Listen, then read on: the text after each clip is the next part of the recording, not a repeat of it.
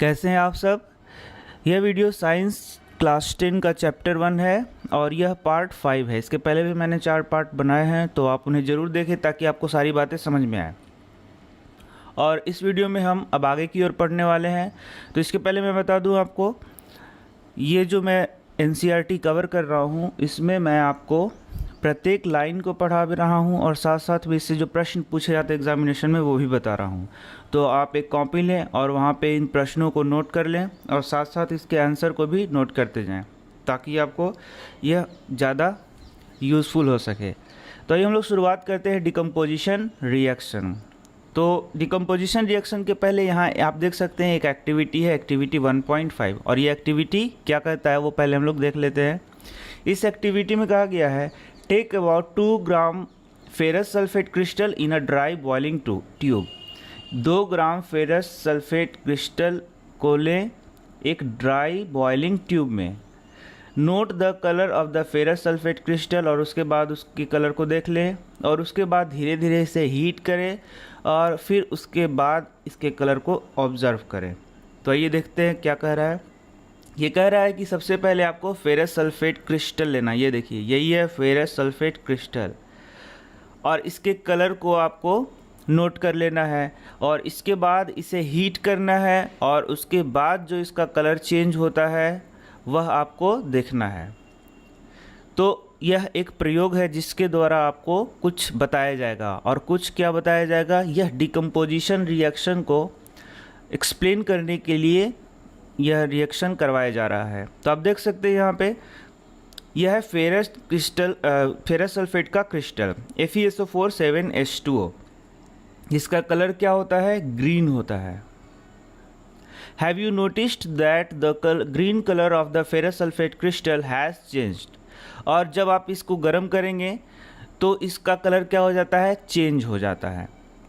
तो आइए हम लोग देखते हैं किस प्रकार से इसका कलर चेंज होता है। तो सबसे पहले आप देख लीजिए, फेरस सल्फेट क्रिस्टल को FeSO4 7H2O कहेंगे। फेरस सल्फेट के क्रिस्टल को क्या बोलेंगे, FeSO4 7H2O, जिसका कलर क्या था, ग्रीन। इसके बाद जब इसको हीट किया जाता है तो ये डिहाइड्रेटेड हो जाता है, मतलब इसका वाटर उड़ जाता है। ये अभी हाइड्रेटेड है, मतलब इसमें वाटर जुड़ा हुआ है, लेकिन जब इसे हीट करेंगे तो ये डिहाइड्रेटेड हो जाएगा और इसका वाटर उड़ जाएगा। इसके बाद बच जाएगा फेरस सल्फेट। ये देखिए, ये फेरस सल्फेट। अब जब आप इसे फर्दर हीट करेंगे तो इससे क्या बन जाएगा, फेरिक ऑक्साइड बनेगा, SO2 बनेगा और SO3 बनेगा। ठीक है। तो सबसे पहले तो आप 2 प्रश्न लिख लीजिए। पहला प्रश्न, what is the chemical formula of ferrous sulphate crystal and what is its colour. ये पहला प्रश्न है। और दूसरा प्रश्न है, what happens when ferrous sulphate crystal is heated. Ferrous sulphate crystal को हीट करने पे क्या होता है। ये दोनों प्रश्न आप लिख लीजिए और इसका आंसर भी आप लिख लेंगे। चलिए अब आंसर, मैं सेकंड वाले का आंसर आपको डिटेल बता देता हूँ। देखिए, ferrous sulphate crystal FeSO4 7H2O loose water when heated and the colour of crystal changes. It then decomposes to ferric oxide, sulfur dioxide and sulfur trioxide. Ferric oxide is a solid while SO2 and SO3 are gases. तो सबसे पहले ferrous sulphate crystal को आप गर्म करेंगे तो ये water को लूज करेगा। सबसे पहले क्या करेगा, loses water when heated and the colour of the crystal change, और इसका कलर क्या हो जाएगा, change. It then decomposes to ferric oxide. इसके बाद ये क्या हो जाएगा, पहले तो वाटर लूज करेगा और उसके बाद ये फर्दर हीट करने पे क्या हो जाएगा, फेरिक ऑक्साइड बनेगा, SO2 बनेगा और फिर SO3 बनेगा।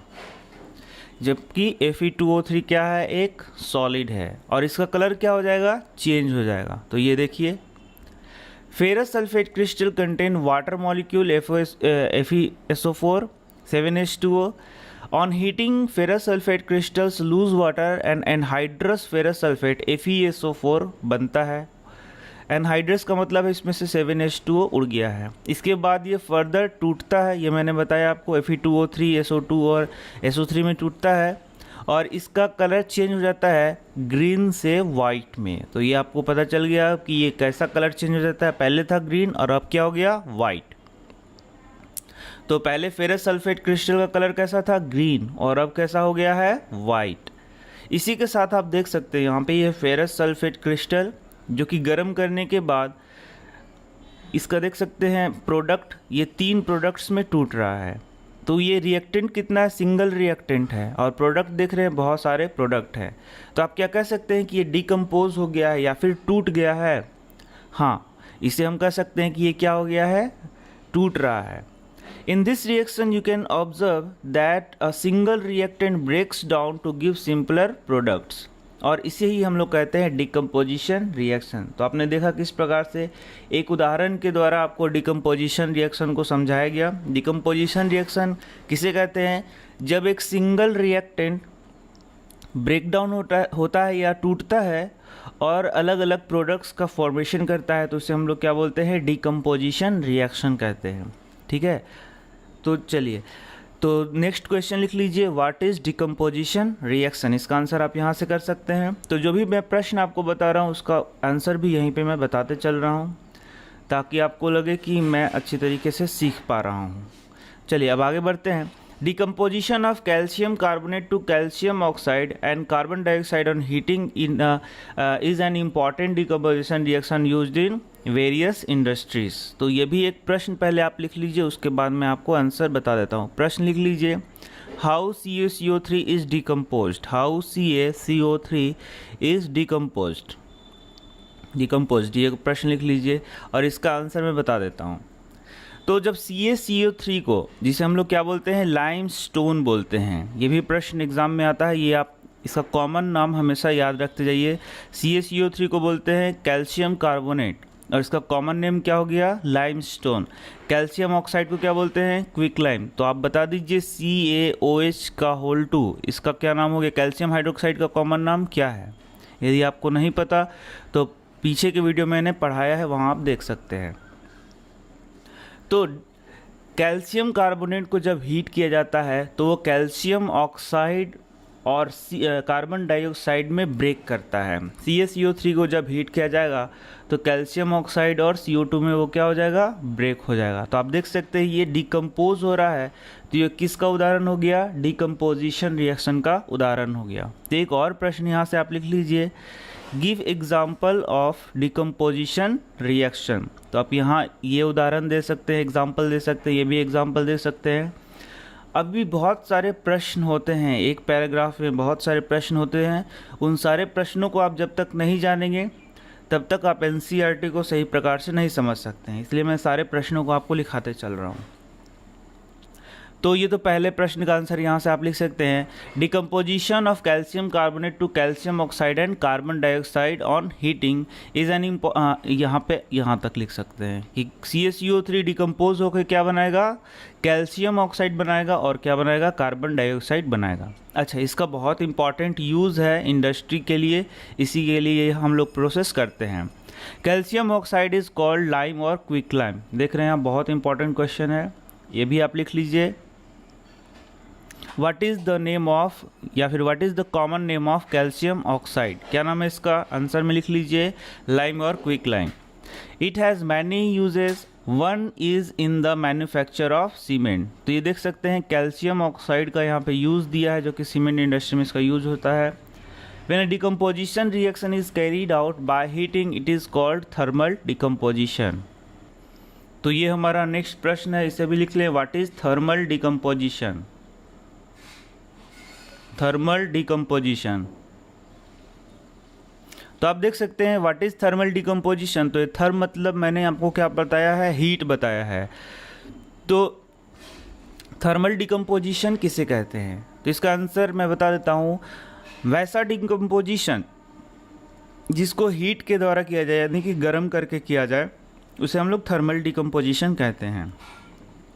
When a decomposition reaction is carried out by heating, यदि डिकम्पोजिशन को हम लोग हीट के द्वारा करते हैं तो उसे हम लोग थर्मल डिकम्पोजिशन कहते हैं। तो यही मैंने प्रश्न आपको लिखवाया है, what is thermal decomposition, give an example. तो थर्मल डिकम्पोजिशन क्या है और उसका एग्जाम्पल दीजिए। तो यहाँ इसका एग्जाम्पल ये हो सकता है, कैल्शियम कार्बोनेट को जब हीट किया जाता है तो कैल्शियम ऑक्साइड और CO2 बनता है। चलिए, इतना आप लोगों ने समझ लिया। अब एक और एग्जाम्पल लेते हैं। तो यह भी एक प्रयोग के द्वारा दिखाया गया है, एक्टिविटी के द्वारा दिखाया गया है। Take about 2 gram of nitrate lead nitrate powder in a boiling tube. अब लीड नाइट्रेट पाउडर को बॉइलिंग ट्यूब में ले लिया गया है।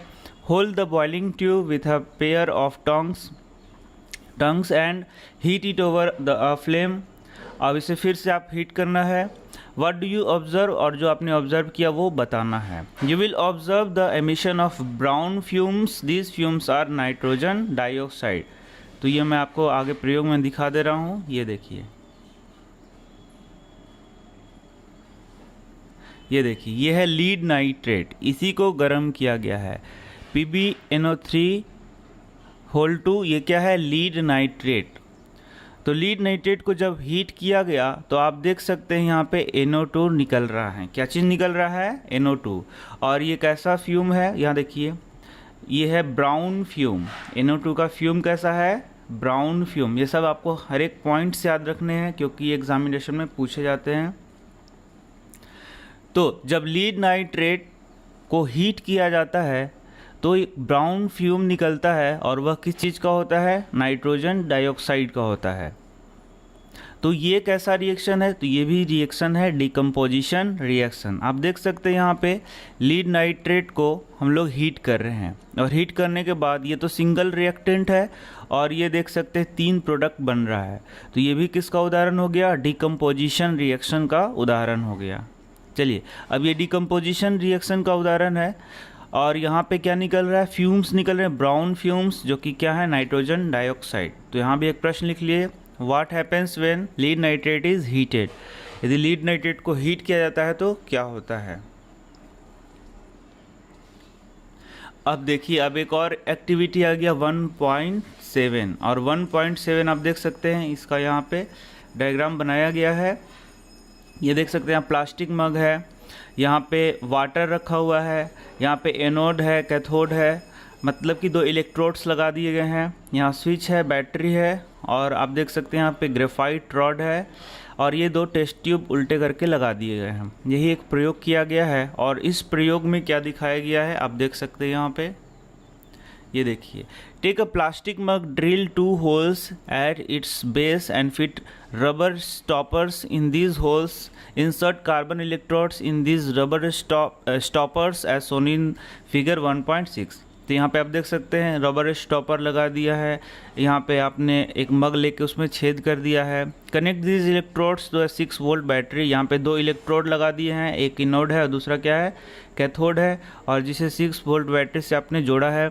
Fill the mug with water such that the electrodes are immersed. Add a few drops of dilute sulfuric acid to the water. यहाँ पे आप वाटर ले लिया है आपने, और उसमें कुछ ड्रॉप्स ऑफ H2SO4 आप इसमें डाल दें।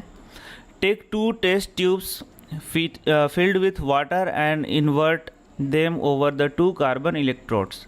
तो अब देखिए 2 कार्बन इलेक्ट्रोड्स है, यहाँ पे आपको क्या करना है, टेस्ट ट्यूब को उलट के इसमें लगा देना है। Switch on the current and leave the apparatus undisturbed for some time. इसके बाद यहाँ पे स्विच ऑन कर देना है और इसे कुछ देर के लिए छोड़ देना है। मैं आपको ये शॉर्ट में क्यों नहीं बता रहा, क्योंकि हम लोग एक एक लाइन को पढ़ रहे हैं। मैं आपको बताना चाहता हूँ कि प्रत्येक लाइन में क्या लिखा हुआ है। ये आपको यदि ये आ रहा है तो आप थोड़ा वीडियो को आगे बढ़ा सकते हैं।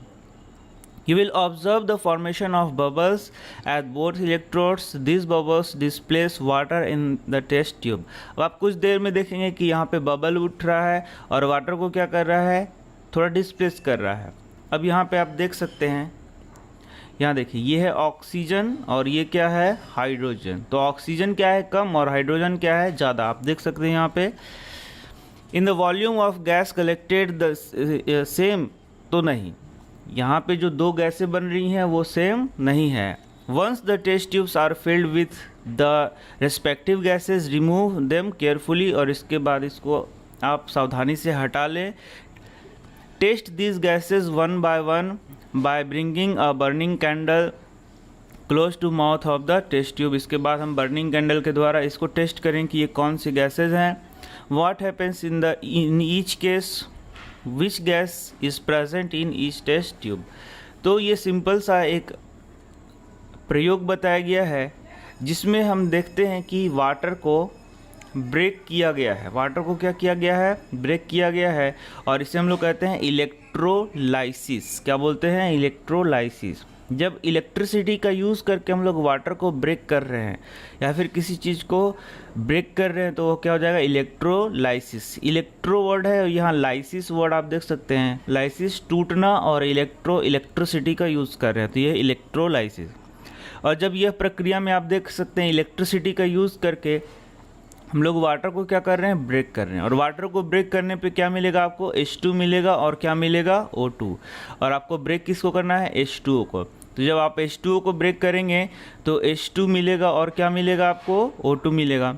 चलिए अब देखिए, तो यहाँ पे मान लीजिए कि आप 2H2O को ब्रेक कर रहे हैं, तो 2H2 प्लस क्या हो गया आपका? H2 कितना मिला? 2। तो O2 कितना मिला? 1। तो यदि H2 2 है तो O कितना है? 1। तो ज़्यादा कौन हो गया? हाइड्रोजन, और कम कौन हो गया? ऑक्सीजन। तो यहाँ भी आप देख सकते हैं कि हाइड्रोजन है ज़्यादा और ऑक्सीजन क्या है? कम। और यहाँ भी आप देख सकते हैं यह H2O है, एक सिंगल रिएक्टेंट है जो कि दो प्रोडक्ट्स में टूट रहा है, तो इसे भी हम लोग क्या बोलेंगे? इसे भी हम लोग डिकम्पोजिशन रिएक्शन बोलेंगे। तो आपने देखा अलग अलग जगहों पे कि डिकम्पोजिशन रिएक्शन का अलग अलग उदाहरण दिया गया है, लेकिन वहाँ पे हम हीट के द्वारा डिकम्पोज कर रहे थे और यहाँ पे हम लोग इलेक्ट्रिसिटी का यूज़ करके इसे डिकम्पोज कर रहे हैं। ये बहुत बड़ा फ़र्क है। तो डिकम्पोजिशन रिएक्शन करने के लिए थोड़ा मैं बताता हूँ, आगे थोड़ा बढ़ता हूँ। तो डिकम्पोजिशन रिएक्शन करने के लिए जो required energy either in the form of heat हो सकता है, लाइट हो सकता है, इलेक्ट्रिसिटी हो सकता है, कुछ भी हो सकता है। हीट के द्वारा आप डिकम्पोजिशन रिएक्शन करा सकते हैं, लाइट के द्वारा करा सकते हैं, इलेक्ट्रिसिटी के द्वारा करा सकते हैं। फॉर ब्रेकिंग डाउन रिएक्टेंट्स को तोड़ने के लिए आप हीट, लाइट और इलेक्ट्रिसिटी का यूज़ कर सकते हैं। तो हम लोगों ने हीट का डिकम्पोजिशन देख लिया, इसे हम लोग थर्मल डिकम्पोजिशन कहते हैं। इलेक्ट्रिसिटी का देख लिया, इलेक्ट्रोलाइसिस। लेकिन अब लाइट का देखेंगे कि क्या लाइट के द्वारा भी डिकम्पोजिशन हो सकता है। तो चलिए आगे बढ़ते हैं।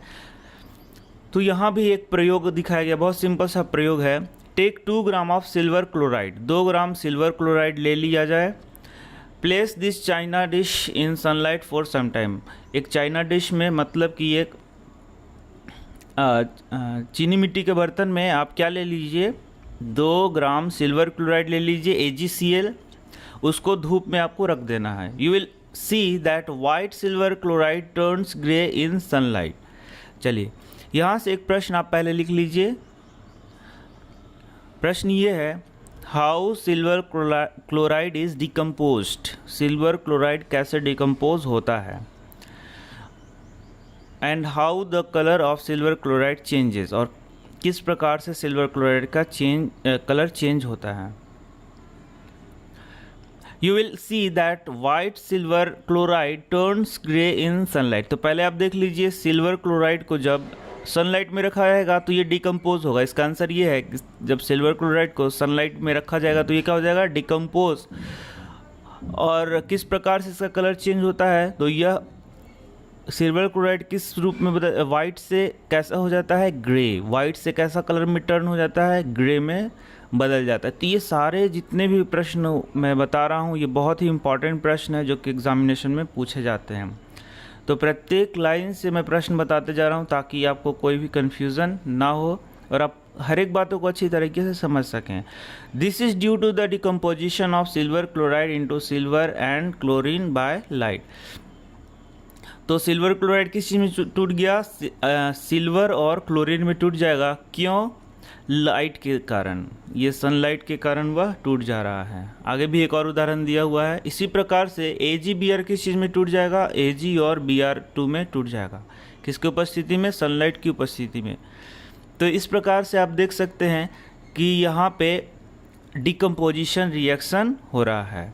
The above reaction are used in black and white photography. तो ब्लैक एंड वाइट फोटोग्राफी में इस रिएक्शन का यूज़ होता है। What form of energy is causing this decomposition reaction? यही मैंने आपको बताया यहाँ पे अभी। हालांकि आप एक प्रश्न लिख लें, प्रश्न ये है, यही प्रश्न है, What form of energy is causing this decomposition reaction? तो आप ऐसे लिख सकते हैं कि what form of energy is causing decomposition reaction. ये प्रश्न आपने लिख लिया। चलिए इसका आंसर यहाँ पे आप देख सकते हैं। तो हीट हो सकता है, लाइट हो सकता है, और क्या हो सकता है, इलेक्ट्रिसिटी हो सकता है, जिसके द्वारा डिकम्पोजिशन रिएक्शन होगा। अब हम लोग इसके बाद नेक्स्ट टॉपिक की ओर बढ़ेंगे नेक्स्ट वीडियो में, क्योंकि ये वीडियो बहुत ही बड़ा हो गया है। तो मुझे उम्मीद है कि आपको ये वीडियो पसंद आ रहा है। तो आप हमारे नेक्स्ट वीडियो को ज़रूर देखें। तो मिलते हैं आपसे नेक्स्ट वीडियो में। इसके पहले मैं बता दूं कि आप हमारे चैनल को खोलें, वहाँ प्लेलिस्ट को खोलें, वहाँ बहुत सारे वीडियोस मैंने बनाए हैं और उन्हें आप देखें। धन्यवाद।